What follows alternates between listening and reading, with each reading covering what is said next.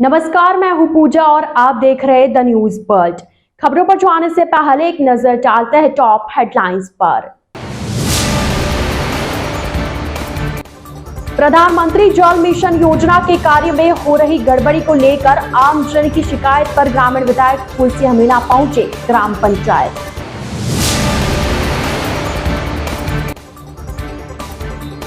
बारह सूत्रीय मांगों को लेकर एमबी हॉस्पिटल के ठेका कर्मचारी हॉस्पिटल परिसर में बैठे धरने पर।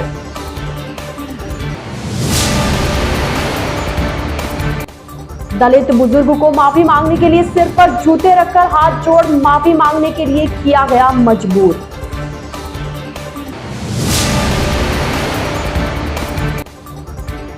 सुखाड़िया रंगमंच पर होगा महात्मा गांधी जीवन दर्शन समिति का अर्घ महाकुंभ। तो ये थी हेडलाइंस और अब खबरें विस्तार से। प्रधानमंत्री जल मिशन योजना के कार्य में हो रही गड़बड़ी को लेकर आमजन की शिकायत पर ग्रामीण विधायक तुलसी मीणा पहुंचे ग्राम पंचायत बूजड़ा में। ग्राम पंचायत बूजड़ा में प्रधानमंत्री जल मिशन योजना के कार्य में गड़बड़ियां की जा रही है। नियमानुसार 3.25 फीट पाइप डालने की जगह ठेकेदार 1 फीट पाइप ही डाल रहा है। ऐसे में ग्रामीणों ने इसकी जानकारी विधायक मीणा को दी, जिस पर मीणा मौके पर पहुंचे और निरीक्षण किया। इस दौरान मीणा ने वास्तविक स्थिति देखकर कार्य को रुकवाया और जब तक नॉर्म्स के अनुसार पाइप नहीं डालेंगे तब तक कार्य को चालू नहीं करने की बात पीएचडी के अधिकारियों को कही। आज ग्राम पंचायत बूजड़ा के अंदर जल जीवन मिशन का जो मोदी जी की घर घर नल पहुंचाने का जो लक्ष्य था, उसमें बिल्कुल यहाँ पर क्वालिटी और इसका स्ट्रेंथ का ध्यान नहीं रखते हुए ठेकेदार को मैंने पौन घंटा हो गया समाचार किया कि भाई यहाँ आओ, ये पाइप सही नहीं डाल रखा। एक फीट पाइप डाल के और ये छोड़ रहे हैं। ऐसी स्थिति में मैंने ईएन को फोन किया। मैंने कहा ये पाइप को 1 मीटर गहरा होना चाहिए, वहाँ पर एक फीट का ये पाइप डालकर आम जन को ये गुमराह करके और पाइप डाल रहे हैं। ये जो सरकार का टैक्स का पैसों का दुरुपयोग हो रहा है। मैंने काम रुकवाया है। जब तक ये पाइप सही नहीं होगा और दोबारा निकाल कर इसको 1 मीटर नहीं खोदेगा तब तक इसका काम को रुकवाने के लिए मैंने कहा है। ये क्वालिटी भी ध्यान में रखे और इसकी गहराई भी पूरी रखे। 1 मीटर का गहरा खड्डा खोद के इसको नहीं दबाएंगे तो कल ये तो पैसे लेके चला जाएगा, आम जन इसका भुगतना पड़ेगा खामियाजा। इसलिए ऐसा घटिया काम कहीं और भी हो रहा होगा तो उसको भी देखूंगा और उसको भी रुकवाऊंगा। क्वालिटी और इसकी पूरी स्ट्रेंथ के आधार पर पाइप डलवाने के लिए कहा है। धन्यवाद। 12 सूत्रीय मांगों को लेकर एमबी हॉस्पिटल के ठेका कर्मचारी हॉस्पिटल परिसर में धरने पर बैठे 2 घंटे का कार्य बहिष्कार किया। एमबी हॉस्पिटल में सफाई कर्मी, guard, helper, operator, fireman, liftman सहित विभिन्न विभागों के ठेका कर्मचारी लगातार दूसरे दिन बुधवार को भी हड़ताल पर रहे और 2 घंटे का कार्य बहिष्कार किया। प्रदर्शन कर रहे कर्मचारियों का कहना है कि उनकी सरकार से मांग है कि ठेका प्रथा खत्म करके उन्हें संविदा पर या परमानेंट किया जाए, क्योंकि अभी जो सैलरी मिलती है उससे उनके परिवार का भरण पोषण नहीं हो पाता है। इसी के चलते सुबह 8 से 10 बजे के बीच आरएनटी मेडिकल कॉलेज के सभी अस्पतालों में चिकित्सा सेवाएं बाधित रही। एमबी हॉस्पिटल का स्टाफ उनकी 12 सूत्रीय मांगों को लेकर अधीक्षक कार्यालय के सामने एकत्रित हुआ।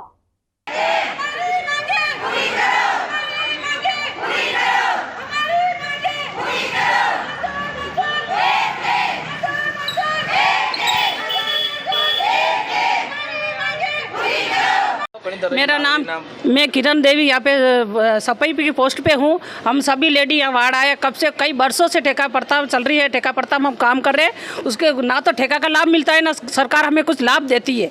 जब भी 5 साल होते गवर्नमेंट कोई भी सरकार आती है, हम आपको सुविधा पे करेंगे, उसके बाद सारी घोषणा रद्द हो जाती है, कचरे के डिब्बे में चली जाती है। तो अब हम सारी महिलाओं की इतनी उम्र हो गई है कि अगर कोई भी महिला 2 साल बाद या 1 साल बाद घर बैठती है तो उसको ना तो उसके घर पर कोई रोटी देने वाला है, ना उसको पालन पोषण करने वाला है। तो हमारी तो सरकार से यही मांग है कि हम जो अभी ओवर एज हो गई है ना, हमने उम्र कर दी, सफेदी ले ली है, अब सरकार हमारे लिए क्या सोचती है आगे? क्या सिर्फ घोषणा नहीं करेगी या हमारे लिए कुछ करेगी? हम ज़्यादातर ये महिलाएं हैं जो बहुत दुखी है, बहुत सी विधवा है, बहुत सी हर बात की महिला को समस्या है। हमारे ये तो सोचो हम 5-6 हज़ार में कैसे गृहस्थी चलाएं, कैसे बच्चों को पढ़ाएं, कैसे क्या करें, कैसे गुजारा करें?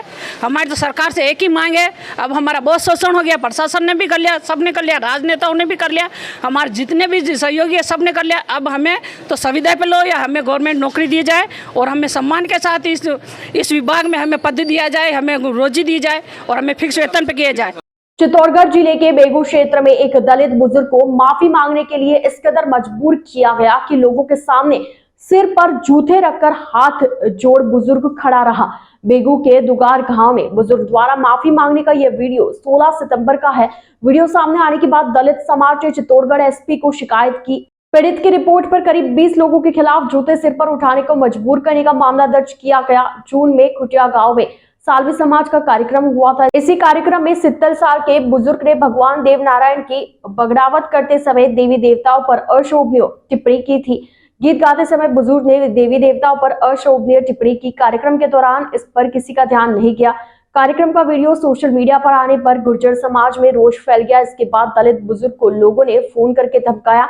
मामला शांत नहीं हुआ तो 16 सितंबर को दुगार के देवरे पर गुर्जर समाज और ग्रामीणों की बैठक हुई, जिसमें बुजुर्ग और उनके साथी को बुलाया गया। बुजुर्ग के साथी को इस गलती के लिए 1100 रुपए का दंड सुनाया गया, जबकि दलित बुजुर्ग को जूते सिर पर रखकर माफी मांगने के लिए कहा गया। इसके बाद समाज के कुछ लोगों के जूते बुजुर्ग के सिर पर रखे गए। बुजुर्ग ने जूते सिर पर रखकर माफी मांगी। मामले में पीड़ित बुजुर्ग का कहना है कि उसने अपनी गलती के लिए माफी मांग ली थी, लेकिन इसके बावजूद उसे धमकियां मिल रही है। जिले में जो दुगार जो जगह है, यहाँ पे उस गांव के सारे लोग इकट्ठा हुए और उस व्यक्ति को वहाँ बीच में खड़ा करके सिर पे जूते रख करके और उसे माफ़ी मंगवाई गई कि तेरे से गलती हुई तो माफ़ी मांग। इस तरह से जो कृत्य किया गया है, यदि कोई अपराध होता है या करता है तो उसके लिए न्यायालय है और पुलिस है, लेकिन पुलिस और न्यायालय होते हुए, संवैधानिक सारी चीज़ें होते हुए, ये खाप पंचायतों की तरह जो निर्णय हो रहे हैं, ये बहुत ही गलत है और इसका पता और इसके सारे हालात मालूम होना चाहिए। जिला प्रशासन, हमारे पुलिस अधीक्षक महोदय, चित्तौड़गढ़ आपका जिला है, इसलिए हम आग्रह करते हैं, ये जो कौन सा गाँव है बेगू के पास में दुगार, वहाँ आपका पुलिस प्रशासन पहुँचे। 24 सितंबर को सुखाड़िया रंगमंच पर महात्मा गांधी जीवन दर्शन समिति का अर्ध महाकुंभ होगा। सीएम गहलोत के आने की भी संभावना जताई जा रही है।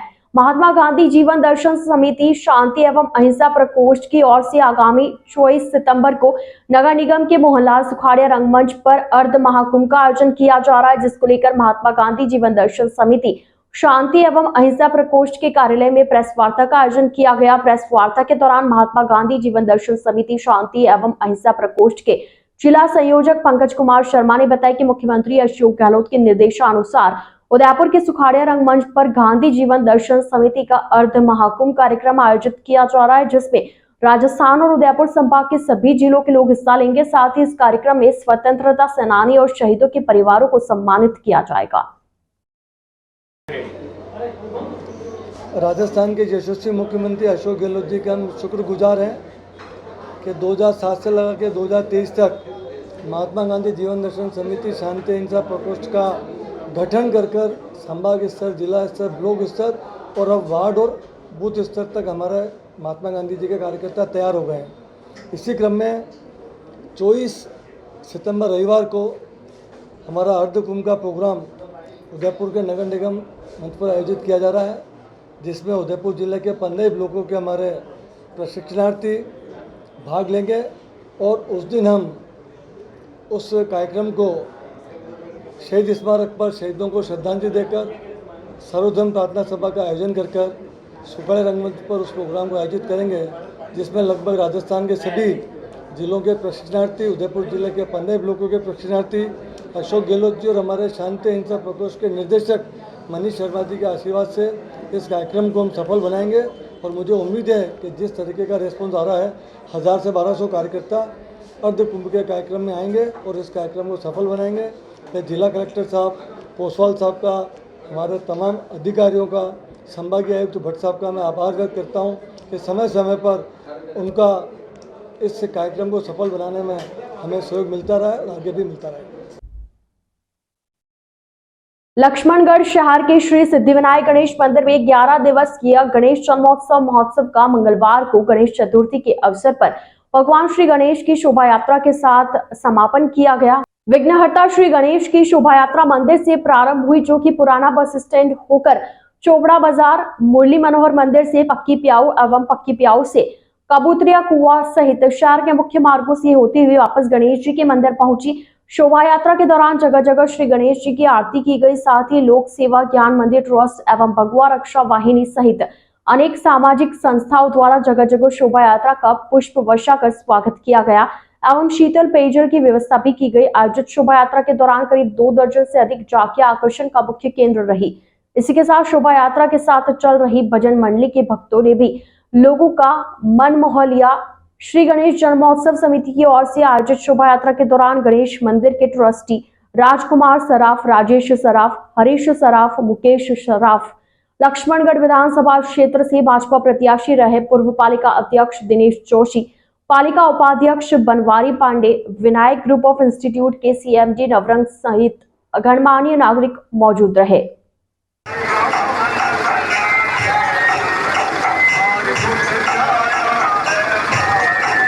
विराटनगर विधानसभा क्षेत्र में गणेश चतुर्थी का पर्व परंपरागत रूप से बड़े ही धूमधाम से मनाया गया। उपखंड पावटा के मुख्य बाजार स्थित भगवान गणेश मंदिर में विशेष श्रृंगार एवं आकर्षक सजावट की गई। विराटनगर के प्राचीन गणेश मंदिर सहित क्षेत्र के विभिन्न मंदिरों में महाआरती के पश्चात रात्रि में दर्शनों के लिए श्रद्धालुओं की कतारें लगी रही।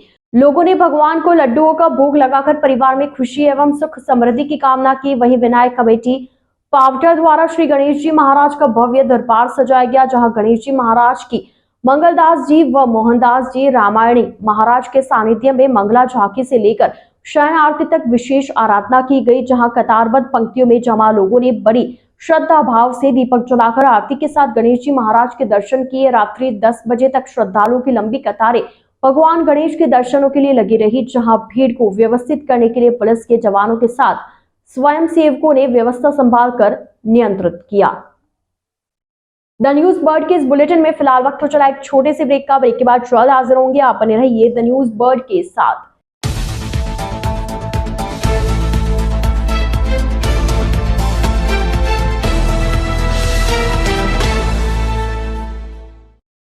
ब्रेक के बाद आपका स्वागत है। उदयपुर के टाउन हॉल में चिंतन शिविर के माध्यम से डांगी पटेल पाटीदार समाज द्वारा समाज के लोगों को एक जाजम पर लाने का जो बीज बोया गया था वह बेनेश्वर धाम में एक विशाल छायादार पेड़ के रूप में दिखाई देगा। डांगी पटेल पाटीदार समाज द्वारा आगामी 24 सितंबर को बेनेश्वर में एक विशाल महाकुंभ का आयोजन किया जा रहा है, जिसमें 5 लाख से अधिक लोगों की सम्मिलित होने की संभावना है। जिस जगह से कांग्रेस और बीजेपी ने चुनावी शंखनाद किया था, वहीं से डांगी पटेल पाटीदार समाज द्वारा भी आगामी चुनाव की रणनीति तय की जाएगी। मंगलवार को समाज के लोगों ने पत्रकार वार्ता कर बताया कि राजनीतिक पार्टियों ने अब तक उदयपुर के ग्रामीण क्षेत्रों को आदिवासियों से जोड़कर देखा है, लेकिन उदयपुर की 28 विधानसभा सीटों पर सबसे ज्यादा वोट डांगी पटेल पाटीदार समाज के हैं।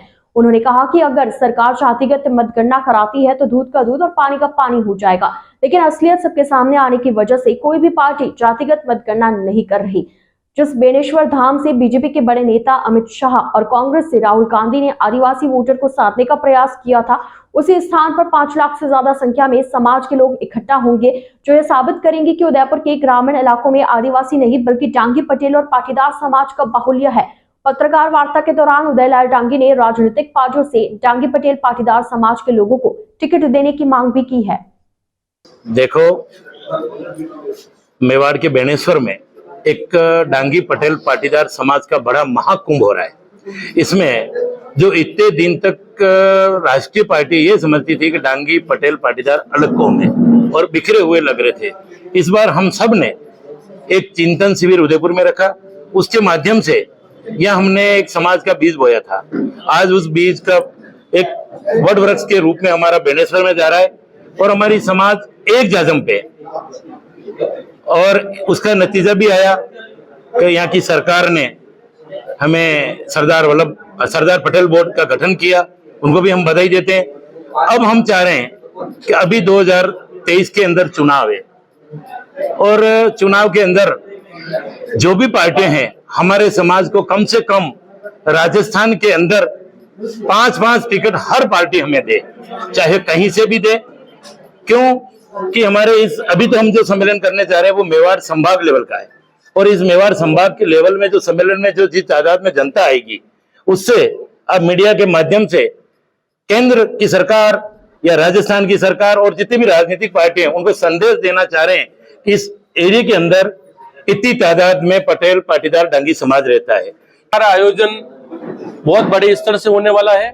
हम दोनों ही पार्टियों से हम सिर्फ कोई भीख नहीं मांग रहे, सिर्फ 5-5 टिकट मांग रहे हैं। और हमारा युवा पहले से बहुत परेशान है, पिछले 50 सालों से हमारा यूथ होता हुआ है। हम उस समय बेनसर दाम पे रखने का एक ही कारण है, वह सौगंध शपथ से प्रण लेकर उठेंगे।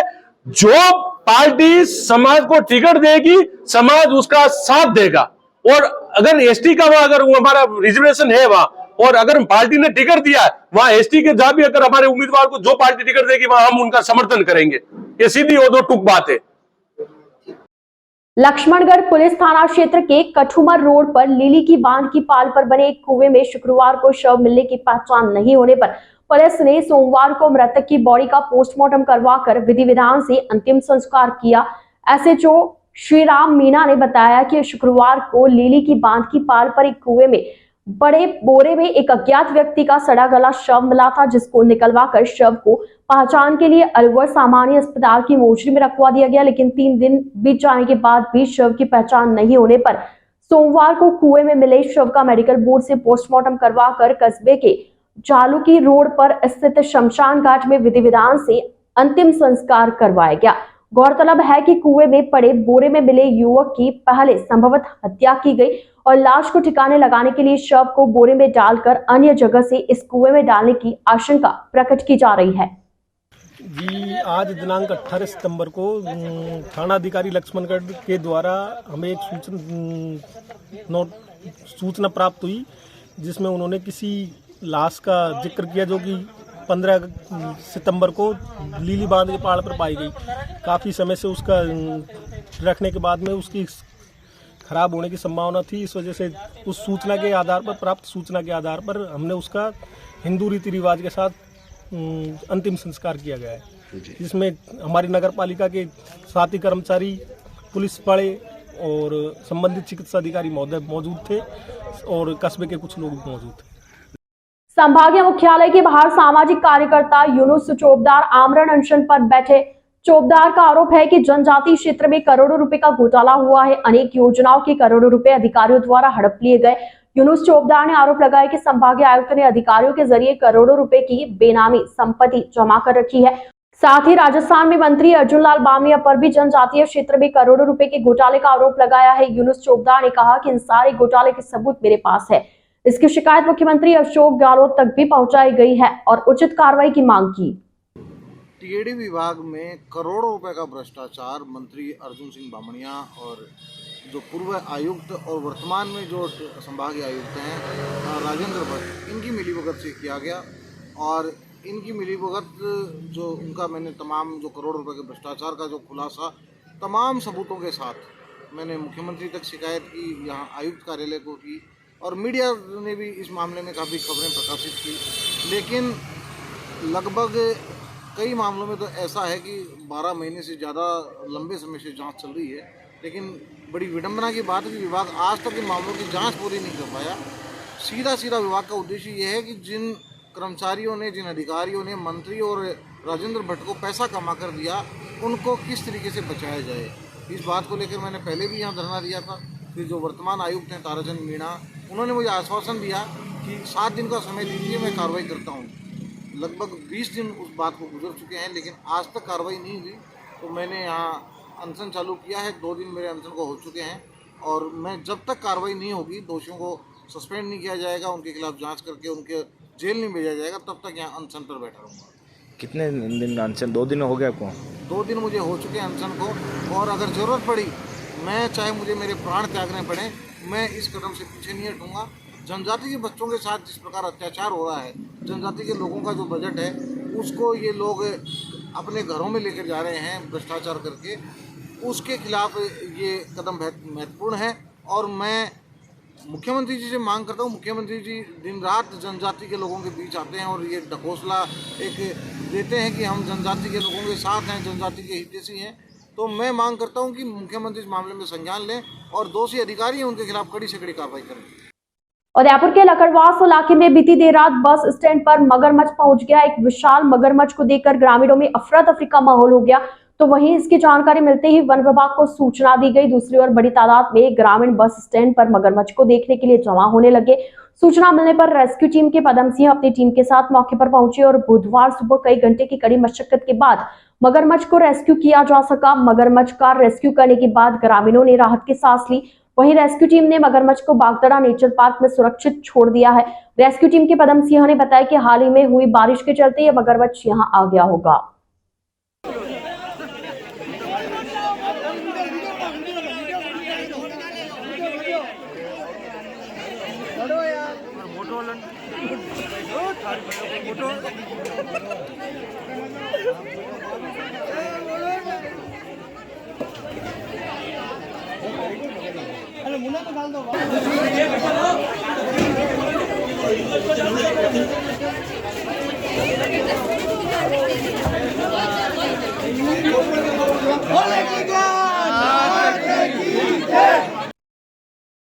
उदयपुर एनिमल प्रोटेक्शन सोसाइटी और सिविल डिफेंस ने पूला के समीप 60 फीट गहरे कुएं में गिरे श्वान के 3 बच्चों को बाहर निकाला।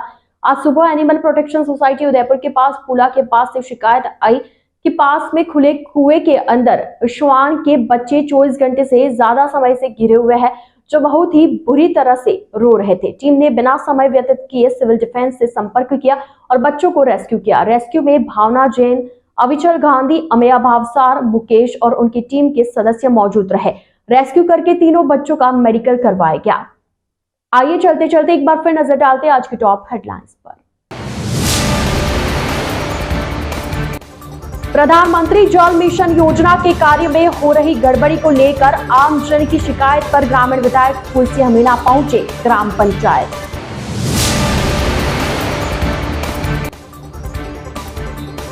बारह सूत्रीय मांगों को लेकर एमबी हॉस्पिटल के ठेका कर्मचारी हॉस्पिटल परिसर में बैठे धरने पर।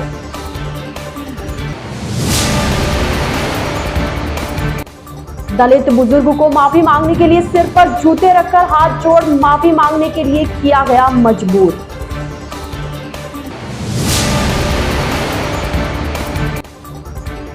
सुखाड़े रंगमंच पर होगा महात्मा गांधी जीवन दर्शन समिति का अर्क महाकुंभ।